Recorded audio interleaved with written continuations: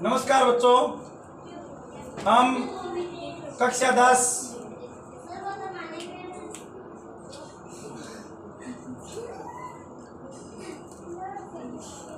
के विषय मैथ का आज एक टॉपिक करेंगे। टॉपिक का नाम है गुणनखंड विधि द्वारा द्विघात समीकरणों को हल करना। फैक्टराइजेशन मेथड से द्विघात समीकरणों को हल करना। आप जानते होंगे जब चर की अधिकतम घात 2 हो तो वो एक द्विघात समीकरण होती है।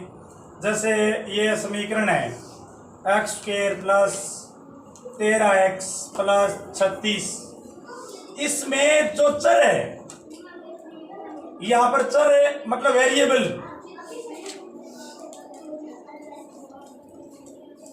वो x है और चर की जो घात है पावर, वो यहाँ पर अधिकतम 2 है। ये देखो अधिकतम घात 2 है, फिर 1 है और यहाँ चर है ही नहीं। तो ऐसी समीकरण द्विघात समीकरण कहलाती है जिसमें चर की अधिकतम घात 2 हो, वो एक द्विघात समीकरण है। जैसे ये द्विघात समीकरण है। एक सामान्यतः द्विघात समीकरण में 3 पद होते हैं, 1 2 3, लेकिन कभी कभी 2 पद भी हो सकते हैं। जैसे ये भी एक द्विघात समीकरण है x² प्लस 16x बराबर 3। इसमें तीसरा पद नहीं है, सिर्फ गुणांक वाला जो लास्ट में कोफिशिएंट होता है, इंटीजर्स होते हैं या गुणांक, वो पद इसमें नहीं है।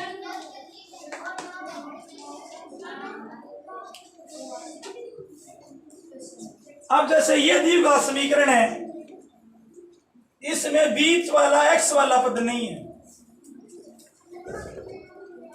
तो ये 3 प्रकार द्विघात समीकरण हमारे पास निकल के आती है। जिसमें केवल द्विघात के पद हो वो शुद्ध द्विघात समीकरण कहलाती है। आपको इन चीजों के बारे में 10वीं क्लास में नहीं पूछा जाएगा। 10वीं क्लास में पूछा जाएगा कि इसको हल कीजिए।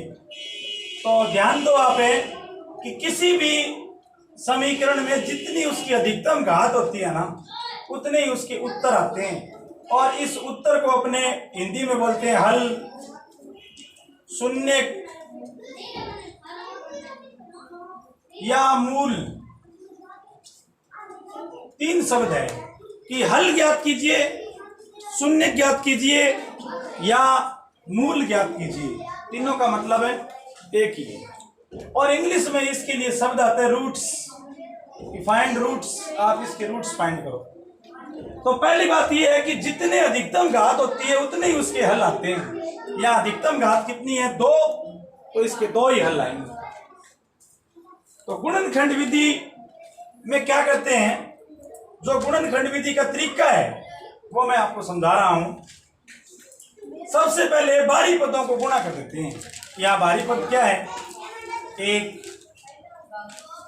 फर्स्ट पद में जो गुणांक है x² का गुणांक जो गुणा में है वो 1, और अंतिम पद जो गुणांक है कितना है 36। अब बीच वाला पद क्या है 13। इस मध्य पद को, मध्य पद को ऐसे 2 पदों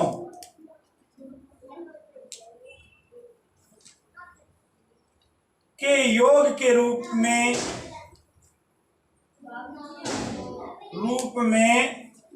लिखते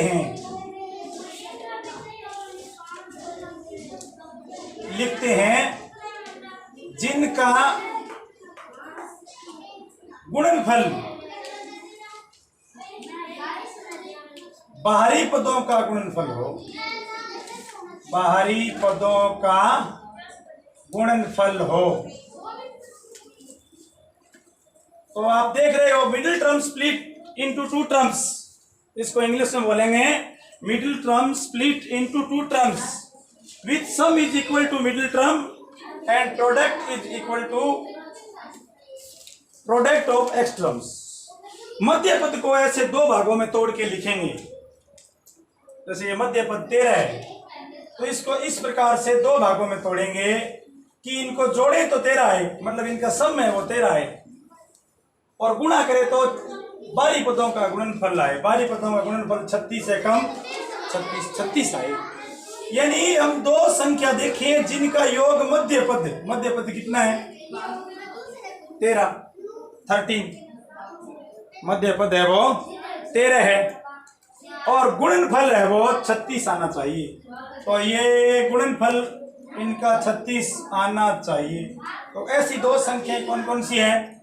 एक तो 9 है, 9 और 4 13 होते हैं, 9 और 4 13 होते हैं। अब बहुत सारे बच्चे बोलते हैं भी 8 और 5 भी 13 होते हैं, बट 9 और 4 का गुणा 36 होता है। तो देखो दोनों चीजें संतुष्ट हो गई, योग 13 है और गुणनफल भी दोनों का 36 है। इंग्लिश में बोलते हैं sum of 9 and 4 is 13 and product of 9 and 4 is 36। इनका जो सम है वो तो 13 है और योग इनका 36 है। तो अब 13x को लिख देंगे 9x plus 4x। Next step, तो अपने पास अब x स्क्वायर प्लस ये इक्वेशन सी 13x प्लस 36। अब मध्य पद को तोड़ दिया, इंग्लिश में बोलते हैं मिडिल टर्म स्प्लिट। 13 को किस में तोड़ेंगे? x स्क्वायर प्लस 13x की जगह लिख देंगे 9x प्लस 4x। ये देखो 9 और 4 का मतलब 13 ही है, प्लस 36। तो 36 अब तो ये देखो 4 ग्रुप बन गए, 4 संख्या बन गई, और हम दो के ग्रुप बना लेंगे। ये देखो पहला ग्रुप और ये दूसरा ग्रुप। निश्चित रूप से दोनों ग्रुप में एक डिजिट कॉमन आएगी, एक संख्या कॉमन है। पहले पद में क्या कॉमन आ रहा है? x कॉमन आ रहा है। x कॉमन लिया, कॉमन लेके पहले दो पदों में x का भाग दे देंगे। x स्क्वायर में x का भाग दिया x, 9x में x का भाग दिया 9, फिर दोनों में कॉमन आ रहा है 4 कॉमन लिया, 4x में 4 का भाग दिया x, और 36 में 4 का भाग दिया 9। अब देखो अपने पास फिर दो स्टेप बन गए यहाँ पर। अब इनमें कॉमन आ रहा है, इक्वल 0 चल रहा है। अब कॉमन आ रहा है x प्लस 9, और पीछे बच गया एक x और एक बच गया 4x प्लस 4। देखो ये दो गुणनखंड आ गए लास्ट में, और 2 ही आने चाहिए थे क्योंकि अधिकतम घात है 2 है। जितनी अधिकतम घात होती है ना उतने ही अधिकतम गुणनखंड आते हैं। इसकी अधिकतम घात 2 है तो इसके गुणनखंड भी 2 ही आएंगे।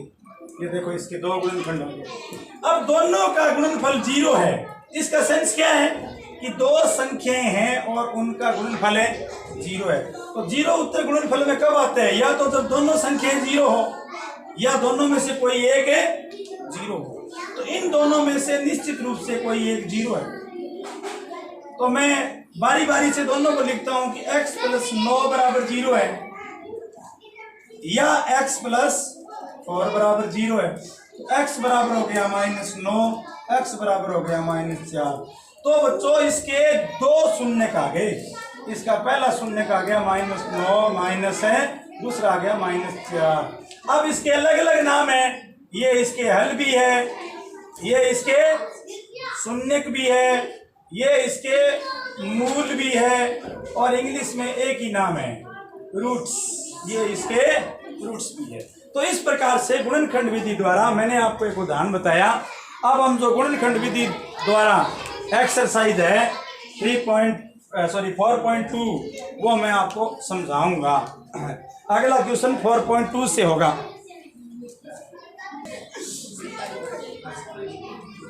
एक्सरसाइज 3.2 का पहला 4.1 का पहला क्वेश्चन।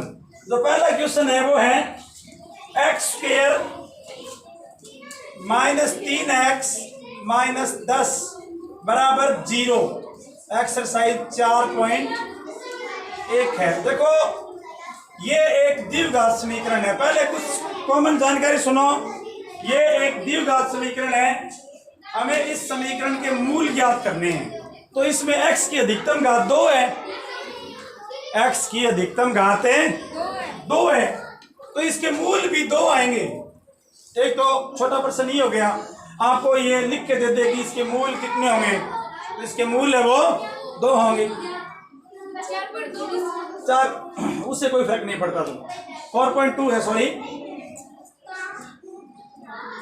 अब यहां पर x की अधिकतम घात 2 है, तो इसके 2 मूल आएंगे, इसकी मूल है वो 2 आएंगे। हमें मूलों की प्रकृति नहीं याद करनी, हमें डायरेक्ट मूल बताने कैसे। तो सुनो, मैं विधि का यूज करूंगा, गुणनखंड विधि। हमें कुछ कहा गया है कि आप इसके मूल गुणनखंड विधि से ज्ञात कीजिए, तो हम और कोई विधि यहाँ पर यूज कर भी नहीं सकते, क्योंकि और कोई विधि यूज करेंगे तो उसके हमें मार्क्स नहीं मिलेंगे। हमें यहाँ गुणनखंड विधि यूज करनी है, इंग्लिश में इसको फैक्टराइजेशन मेथड बोलते हैं। तो मैंने आपको तरीका इससे पहले वाले प्रश्न में बताया था कि मध्य पद को ऐसे 2 पदों में लिखते हैं जिनका योग मध्य पद हो।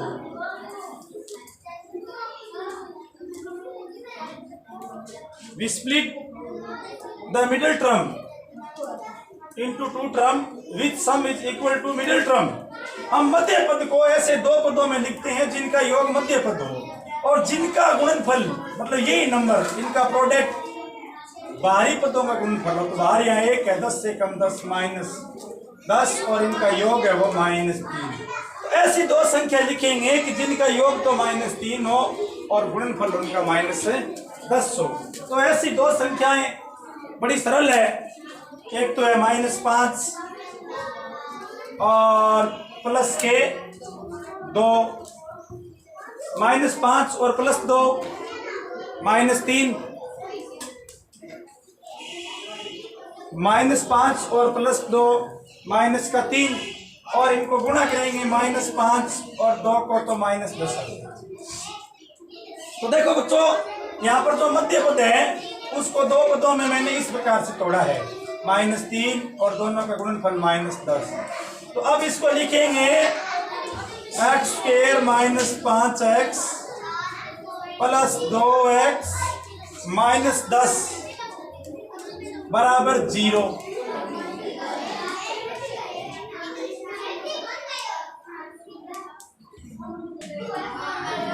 अब देखो, इन दोनों में कॉमन ले लेंगे, दो एक ग्रुप बना लिए।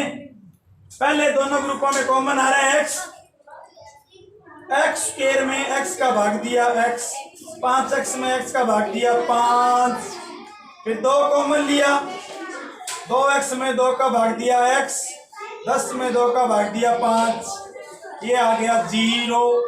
अब कॉमन आ गया x -5, तो अब अपने पास बच गया यहाँ x, यहाँ +2, तो ये अपने पास इसके 2 गुणनखंड आ गए।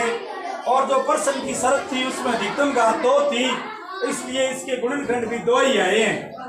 2 गुणनखंड है, अब 2 गुणनखंड से 2 शून्य काट जाएंगे, तो x -5 बराबर 0 है या x + 2 बराबर 0 है।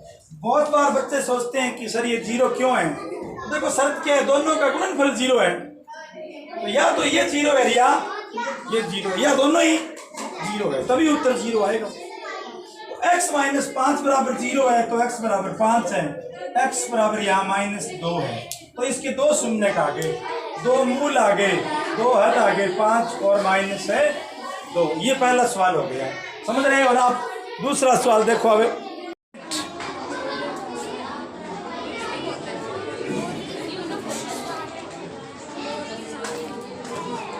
तो दूसरा क्वेश्चन है 2x² + x -6 बराबर 0।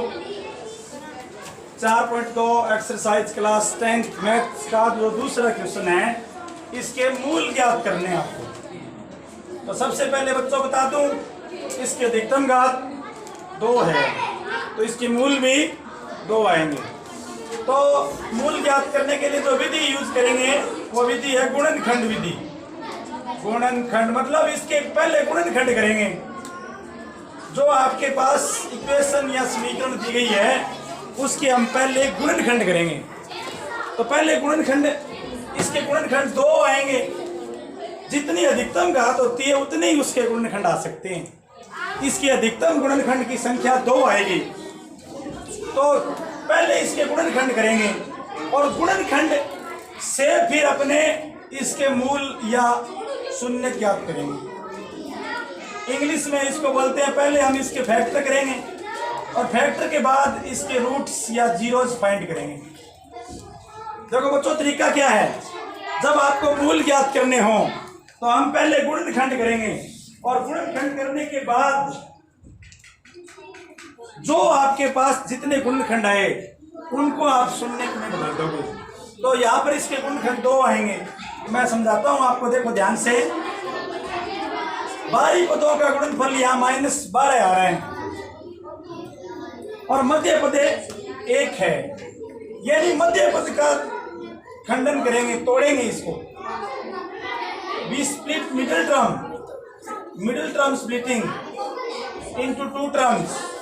मध्य पद को 2 पदों में लिखेंगे जिनका योग whose sum is 1, जिनका योग 1 हो, एंड प्रोडक्ट इज 12 -12। प्रोडक्ट है वो माइनस, गुणनफल है वो -12 के बराबर हो। तो यहाँ पर 1 है तो मैं 2 संख्या ले रहा हूं जिनका योग 1 होगा और जिनका गुणनफल है 6 दूनी 12 होगा। तो बच्चों सॉरी, ये संख्या देखो प्लस का 1 चाहिए, तो 4 और माइनस का 3 दोनों को ऐड कर दिया, 4 और -3 को अपने गुणा कर दिया। तो इस प्रकार से हमें संख्या मिल गई 4 और 3। यहीं पर ही इनका उत्तर आ जाता है बच्चों। तो नेक्स्ट स्टेप देखो, इसको लिख दो, मध्य पद को तोड़ के लिख रहा हूं मैं। यहाँ देखो, इसको 1 की जगह मैं लिख रहा हूं 2x² plus 4x minus 3x। अभी भी इसका मीनिंग एक ही है और -6 बराबर 0। अब इन दोनों में कॉमन ले लो, इन दोनों में कॉमन ले लो। इसमें कॉमन 2x आ रहा है, 2x² में 2x का भाग दिया x, 4x में 2 का भाग दिया 2x का 2। इन दोनों में कॉमन 3 आ रहा है, माइनस 3x में 3 का भाग दिया x, -6 में 3 का भाग दिया +2 बराबर 0। अब जो कॉमन आ रहा है वो आ रहा है x + 2 और पीछे बच गया बच्चों 2x - 3 बराबर 0। देखो बच्चों, 2 गुणनखंड आ गए। There are 2 factors. कितने गुणनखंड आ गए यहाँ पर? 2।